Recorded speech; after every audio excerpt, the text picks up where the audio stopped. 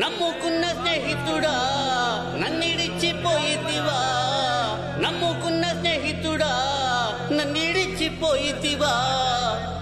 ఒక్క చోట తింటిమే, ఒక్క చోట పంటిమే, ఒరే ఇద్దరన్న మాటేగా ఒక్కటిగా ఉంటిమే. నేనిప్పుడు బతికి ఉన్నా సచ్చినట్టే.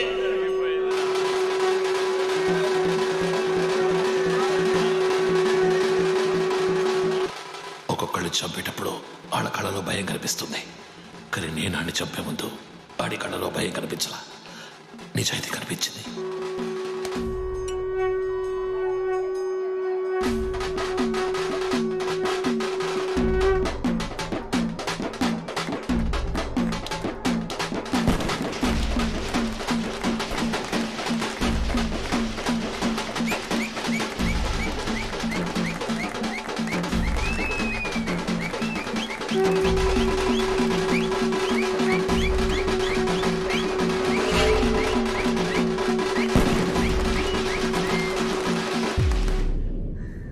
నాన్న, నాకు సాయం చేసి పెడతావా? చెప్పరా.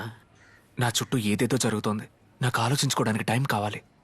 నేను ఒక నెల జీతం తీసుకొచ్చి ఇవ్వకపోయినా ఇల్లు గడవాలి. దానికి నువ్వు చెప్పు నాన్న.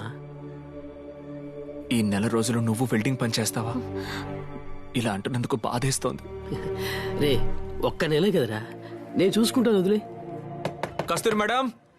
ఎవరు? నేనండి, భాస్కర్ ఫ్రెండ్ జ్ఞానాన్ని. అయ్యో, ముందు ఇక్కడి నుంచి వెళ్ళండి. ఏమండి, నా ఫ్రెండ్ భాస్కర్, వాడి చావుకి మీకు ఏదో సంబంధం ఉంది. అది తెలుసుకోకుండా నేను ఇక్కడి నుంచి వెళ్ళను. ఇప్పుడు తలుపు తెరుస్తారా, బద్దలు కొట్టుకొని లోపలికి రానా? మా అబ్బాయికి మీ ఫుడ్ ప్రొడక్ట్స్ అంటే చాలా ఇష్టం. హోమ్ డెలివరీ చేస్తారా? ఏ area madam? Huda colony. Siddhu, నీకెన్నిసార్లు చెప్పాను మేడం? లోపలే ఉండాడుకో. రండి భాస్కర్, చెప్పిన టైం కరెక్ట్ గా వస్తున్నారే. రండి భాస్కర్. ఎలా ఉన్నారు Bhaskar? Madam,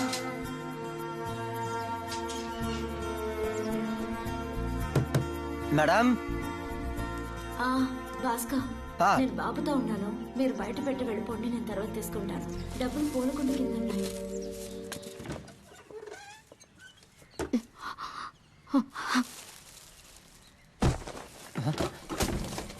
madam, madam, madam. రోజు పిల్లాడికి ఇష్టమని కొంటున్నానని చెప్పారు. ఇప్పుడు చూస్తే పిల్లాడి ఫోటోకి బొట్టు పెట్టుంది. ఇంటి చుట్టూ కెమెరాలు ఉన్నాయి. మీ పరిస్థితి ఇలా ఉంది. ఏం జరుగుతుందండి ఇక్కడ? ఇప్పుడు చెప్తారా? బయటికి వెళ్ళి అందరినీ పిలవనా? నా హస్బెండ్ రోడ్ యాక్సిడెంట్లో చనిపోయారు. ఇక నేనెందుకు బతకాలా అన్న ప్రశ్నకి నా సిద్ధు సమాధానంగా కనిపించాడు. నా సిద్ధు వల్ల నా జీవితంలోకి మళ్ళీ సంతోషం రావడం మొదలైంది. కానీ అది కూడా ఎంతో కాలం సాగలేదు. వాడికి ఒకరోజు ఒంట్లో బాగోలేదు. మామూలు జ్వరం అనుకున్నాను. సిటీ స్కాన్ తీశారు.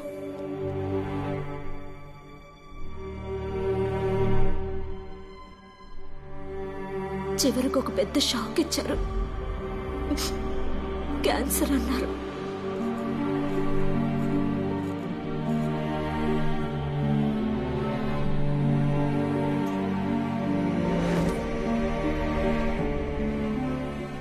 నా బిడ్డకి ఎన్ని ట్రీట్మెంట్లు చేసినా ఏది ఫలించలేదు.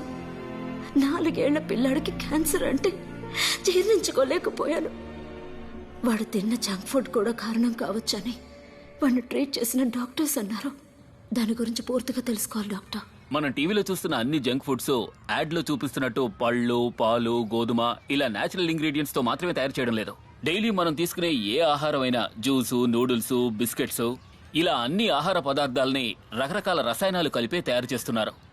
మనం అనుకుంటున్నట్టు పిల్లలు ప్రతి ఫుడ్ ని నాలుగుతో రుచి చూసి పదే పదే నాకు అదే కావాలని అడగడం లేదు.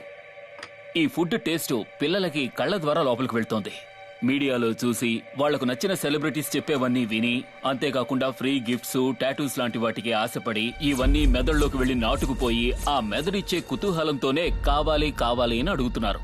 ఈ ప్రోడక్ట్స్ లో కలర్ కోసం, టేస్ట్ కోసం త్వరగా చెడిపోకూడదని ఎన్నో రకాల కెమికల్స్ కలుపుతున్నారు. కానీ కొన్ని కంపెనీస్ మాత్రం అతిగా లాభాన్ని ఆశించి వీటిని ఎక్కువ శాతం కలుపుతున్నారు.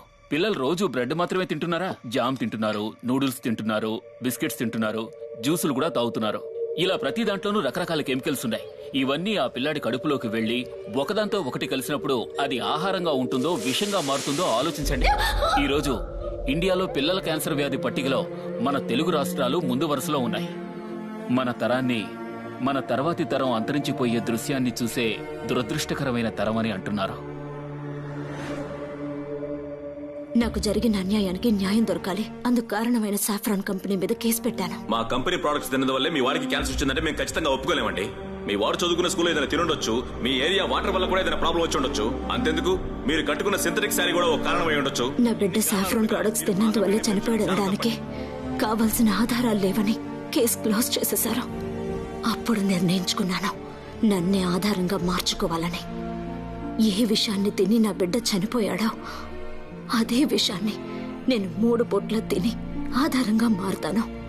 మన జీవరాశుల్లో ఏర్పడే మార్పులను ట్రాక్ చేయడానికి 120 రోజులు పడుతుందన్నారు. నా పోరాటము 120 రోజులే. లేదా నేనెన్ని రోజులు తట్టుకుంటానో అన్ని రోజులు. నన్ను 24/7 మానిటర్ చేయడానికి సర్వేలెన్స్ కెమెరా ఫిక్స్ చేశాను. సాఫ్రాన్ ప్రొడక్ట్స్ డోర్ డెలివరీ చేయడానికి కూడా మనిషిని ఏర్పాటు చేశాను. ఈ రోజు ఫస్ట్ డే.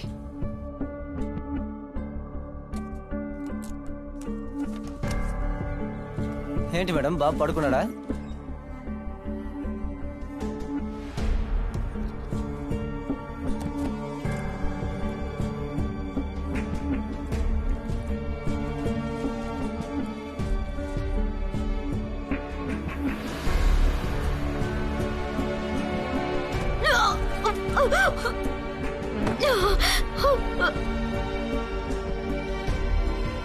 ఈరోజు ఫస్ట్ డే.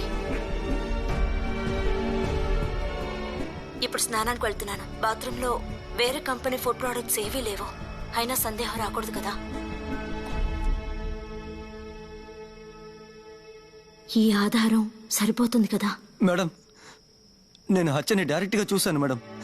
కానీ ఇలాంటి ఆత్మహత్యని చూడలేకపోతున్నాను మేడం. మనసు అదోలా ఉంది. నేనేం చేయాలో చెప్పండి మేడం.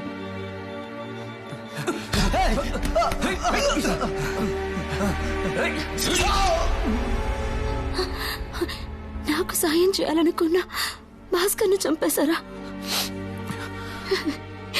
ఏం సొసైటీ ఇది?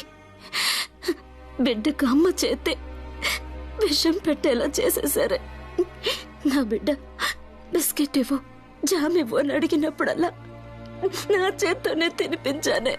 ట్రైన్లో మత్తు బిస్కెట్లు ఇస్తారని జాగ్రత్తగా ఉండొచ్చు, కానీ ఉన్నవన్నీ మత్తు బిస్కెట్లు అయితే పిల్లలు మాత్రం ఏం చేయగలరు? ఈసారి సాఫ్రాన్ కంపెనీకి శిక్ష పడేంత వరకు వదలను. నాకు అర్థమైందండి. నా మనసులో మాటను మీకు చెప్పలేకపోతున్నాను. కానీ వీటన్నిటిని మీరు తినడం ఇదే ఆఖరి రోజు. రేపటి నుంచి మిమ్మల్ని తిననివ్వనండి. రేపే దీనికో పరిష్కారంతో వస్తాను.